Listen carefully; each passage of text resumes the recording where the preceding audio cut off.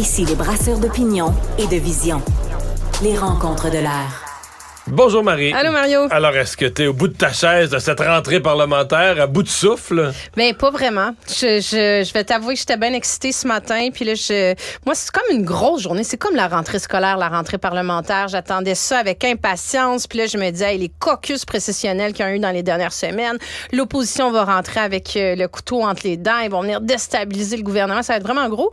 Puis, somme toute, je suis un peu surprise je sais pas, peut-être qu'il y a eu beaucoup de brouhaha, c'est parti un peu dans toutes les directions. C'est ça que je voulais dire. Ça se peut-tu qu'il y a eu des fausses balles? Comme là, une des premières nouvelles du jour, c'est que le Parti québécois propose une commission parlementaire sur l'identité de genre. Puis qu'est-ce qu'on fait dans les écoles avec les transgenres, les demandes, les toilettes, l'écriture inclusive? Et là, au PQ, on dit, ouais, mais nous autres, là, on voulait pas ça. Ça faisait pas partie de leur plan de match, ça faisait pas d'après partie moi, de notre plan là. de match. C'est une question d'un journaliste. Ouais, mais la question du journaliste, je comprends que la question elle venait peut-être du champ gauche, mais vous avez répondu que vous vouliez une commission parlementaire, que vous aviez la crainte que la gauche radicale s'empare des écoles. Ben, peut-être qu'il manquait de... Là, ils sont en train de se réchauffer. Je m'attendais à ce qui arrive, tu sais, bien préparé. Peut-être qu'ils ont perdu les bons réflexes de la dernière session parlementaire, mais j'ai l'impression qu'aujourd'hui, justement, ils se sont fait prendre à répondre, tu sais, à ouvrir beaucoup de portes, beaucoup de dossiers qui étaient peut-être pas dans leur plan de match, parce que le caucus précessionnel, il sert à ça. Ouais. Tu sais, c'est quoi les trois Donc, dossiers sur lesquels on va marteler? Ouais. Tu sais, on n'appelle pas ça une période tu sais, un point de presse. Le point, puis c'est pour ça qu'on dit souvent les politiciens ont la langue de bois, c'est que tu fais passer tes trois messages, 1, 2, 3, 1, 2, 3, puis t'es martel, parce qu'à la fin de la journée, c'est ça que tu veux qu'il ait passé. Là, c'est vrai que ça s'est éparpillé beaucoup. Bon, tu veux revenir sur la controverse d'hier qui s'est poursuivie beaucoup aujourd'hui. Oui. Est-ce que les partis politiques, même François Legault s'en est mêlé en disant que là, ça devenait injuste dans Jean Talon. Il y a 2 partis qui utilisent Facebook, 2 partis qui l'utilisent pas. Est-ce que c'est légitime dans ton esprit? Est-ce qu'il y a un malaise à utiliser Facebook à ce moment-ci? Bien, tu vois, ça fait partie des dossiers du jour qui, à mon avis... Puis là, j'ai plein de choses à dire là-dessus. Je trouve qu'on est dans le royaume de l'hypocrisie un peu partout chez tous les partis. Mais est-ce qu'une journée de rentrée parlementaire où on est en pleine crise du logement, en pleine, tu sais, des enjeux d'inflation, de coût de la vie, c'est quand même ça qui a comme tiré un peu tout l'oxygène. Puis les partis se sont tous un peu embourbés là-dedans, se sont attaqués. Québec solidaire, à mon avis, là, écoute, c'est une position totalement indéfendable là, qui essaie de tenir. Là, j'entendais Gabriel Nadeau-Dubois qui disait « Ouais, ben là, c'est des petits gestes symboliques de ne pas mettre de publicité sur Facebook. Mais, par contre, ils vont boycotter Facebook le 15 septembre. C'est pas un geste symbolique, ça? Il y a comme il y a rien qui tient dans ce discours-là. Non, mais c'est parce que ce qui n'a pas de bon sens, c'est qu'ils disent qu'ils ont boycotté Facebook cet été. Puis là, ils l'utilisent parce qu'il y a une élection partielle, puis ils vont leur boycotter après. OK, quand t'en as pas besoin... Le PLQ, c'est la même chose. Ah ouais. On pointe beaucoup Québec solidaire mais du c'est doigt. pareil au PLQ. Mais Marc Tanguay a dit la même chose en disant non, mais nous, le 2 octobre, là, moi, Marie, on va recommencer là, à boycotter. Je te jure, là, je boycotte les pétrolières, là, 6 jours sur 7. Ouais. Puis la 3e journée, je les boycotte pendant 23h55. Donc, parce que je tangue 5 minutes par semaine. Voilà. Mais tout le reste du temps, je boycotte les pétrolières. C'est exactement ce qu'ils disent. On les a boycottés cet été, mais là, il y a une élection partielle, il faut qu'on rejoigne notre monde. Fait que là, on met de l'argent sur Facebook, puis après ça, on n'en mettra plus. Ah oui, mais je comprends, c'est quand t'en as besoin. On a des principes, mais pas au détriment de perdre des votes. Ben oui. Non, c'est grotesque. C'est grotesque, puis c'est que l'argumentaire, c'est comme je dis, je voyais Gabriel Nadeau-Dubois là, qui a l'air convaincu, persuadé, puis je disais, hey, ton argumentaire, il tient même pas la route. Il tient même pas la route, tu sais, rendu là, je dis pas que c'est symbolique. Tout ce que tu fais, c'est symbolique dans la vie. Tes manifs, c'est symbolique. Mais là, François Legault, aujourd'hui, a laissé entendre là, que c'était injuste. Donc, je me disais, bon, mais ils plantent les autres puis ils leur demandent de retirer leur publicité. Mais là, il a fini par dire que si les libéraux puis Québec solidaire maintiennent la publicité sur Facebook, lui, son parti va regarder ce qu'il doit faire. Moi, j'ai trouvé ça épouvantable dans le sens que c'est comme si tous les partis sont... Parce que dans le fond, c'est quoi le message de Facebook, de Meta? C'est de dire, regarde, là, nous autres, là, on est plus forts que les gouvernements, on est plus gros que les gouvernements, on est plus influents que les gouvernements. Le peuple n'a pas le choix, faut qu'il passe par nous. Même les gouvernements, faut qu'ils passent par nous pour rejoindre le monde. Puis là, c'est nos partis politiques qui disent à Facebook, ben regarde, là, on te fait un petit combat de boxe, on fait semblant, mais dans le fond, on te dit que t'as raison, on le sait que t'es fort, on n'a pas le choix de passer par toi pour rejoindre le monde. Moi, j'ai trouvé ça épouvantable. Ben, une partie québécoise fait la même chose. Là. Je comprends que Paul Saint-Pierre Plamondon essaie de dire oui, mais nous, c'était pas rémunéré. Là, c'est pour ça que je dis on est un peu dans le royaume de l'hypocrisie parce que le Parti québécois a aussi utilisé Facebook pour faire la promotion de leurs candidats. Mais ils n'ont pas sponsorisé, mais ils l'ont pas payé. Sponsorisé. Là, ouais. Où on voit PSPP qui joue au football, super belle pub ou en tout cas montage, là, c'est bien intéressant. Mais ils l'ont utilisé pareil.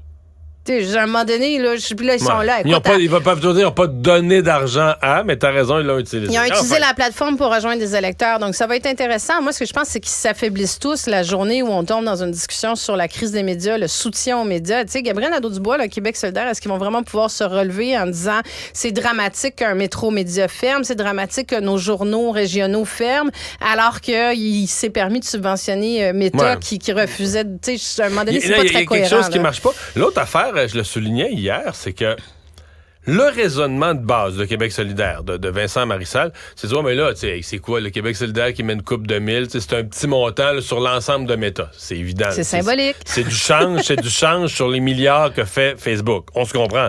Mais c'est le raisonnement que Québec solidaire serait prêt à conspuer si on l'utilisait, ces changements climatiques, en disant, ben là, moi, j'ai un F350, j'ai un gros pick-up, mais c'est quoi que les émanations de mon gros pick-up sur l'ensemble des gaz à effet de serre qui émettent la planète au complet, la Chine, l'Inde, le Brésil, les États-Unis. Fait que, tu sais, c'est le genre de résumé au Québec solidaire dirait, ben non, il faut que chacun se responsabilise, c'est l'action collective, chacun fait sa part. Ben, c'est la fin justifie les moyens. J'ai des principes quand ça m'adonne, puis j'en ai pas quand ça m'adonne pas, tu sais.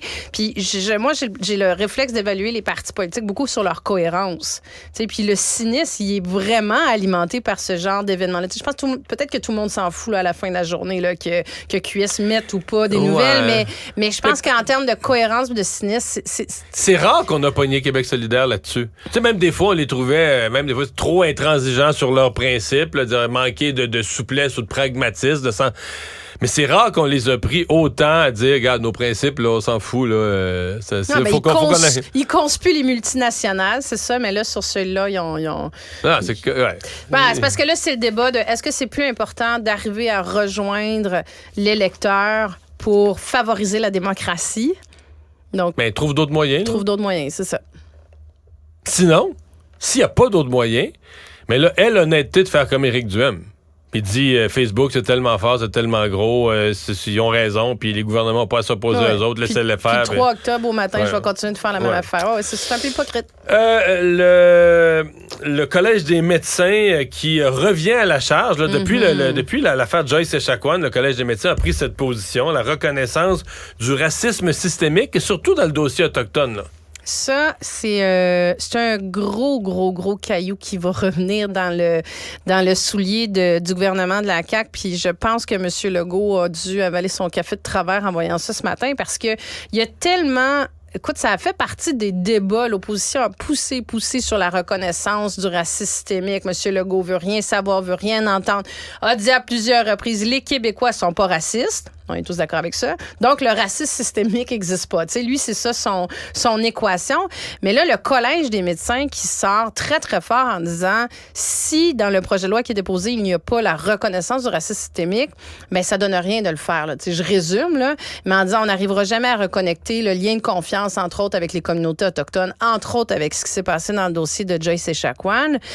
Ça va devenir beaucoup plus difficile. Mais le projet de loi, il n'est pas sur autre chose complètement. J'avais compris qu'il était sur la sécurisation culturelle, les langues. C'est ça. Après ce qui s'est passé, le gouvernement c'était engagé à parler de sécurisation culturelle, mais ça en fait partie parce que le corps de tout ça, c'est comment tu rétablis ce lien de confiance-là. Puis tu vois, j'avais eu une discussion avec le représentant des communautés autochtones. Ensuite, il y a 2 semaines, là, il y a eu la réintégration de la préposée aux bénéficiaires, pas la réintégration, excuse-moi, mais elle peut retourner au travail. On verra si elle retourne ou pas, si elle sera réintégrée ou pas.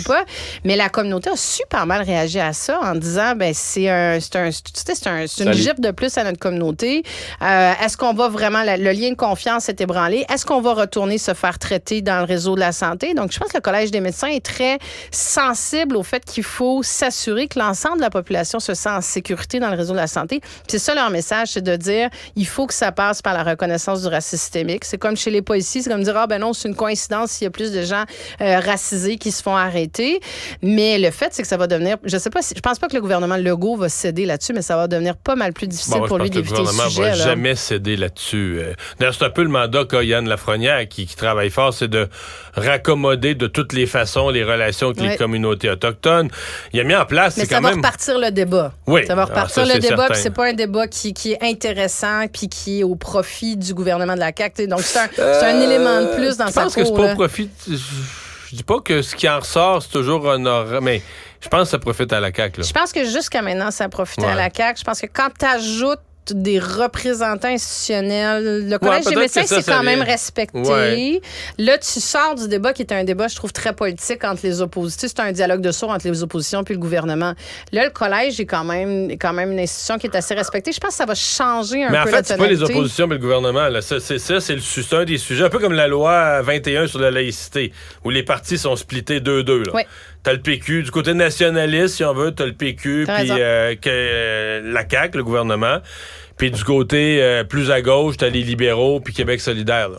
Mais ils ont une capacité, tu sais, c'est juste que la CAQ a une capacité de s'embourber dans tous ces dossiers-là de façon spectaculaire. Et surtout François Legault lui-même. Surtout François Legault, qu'à chaque fois qu'il touche des questions, de racisme systémique, d'immigration, il se met 8 pieds dans la bouche. Pas les bons mots, pas les la bons bonne mots, façon. trop gros, insultants, en tout cas, tu sais, de tout. Mais là, déjà qu'il va avoir un automne difficile et fatigant et épuisant, là, c'est un risque de plus pour lui dans sa petite casserole. Les questions autochtones... Écoute, on me souffle à l'oreille, on me dit que ça a changé, que Yann Lafrenière travaille tellement fort, l'a convaincu, l'a amené à certains événements.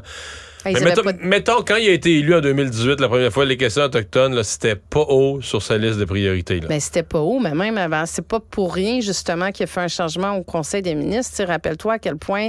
il avait donné le dossier à une ministre junior... Mais qui avait réussi à Sylvie Damour. Oui. Qui s'est fait, un, sortir du Conseil des ministres, puis deux, qui a réussi à se mettre en conflit avec tous les chefs autochtones là, qui sortaient en disant, nous, on ne veut plus avoir de discussion avec le gouvernement Legault. Elle avait même réussi à reculer dans ce dossier-là par rapport au ministre précédent, Jeff Kelly, qui avait quand même établi des mais qui était excellent. Il faut dire qu'il était vraiment très, très bon. Merci, Marie. Merci, Mario. À demain.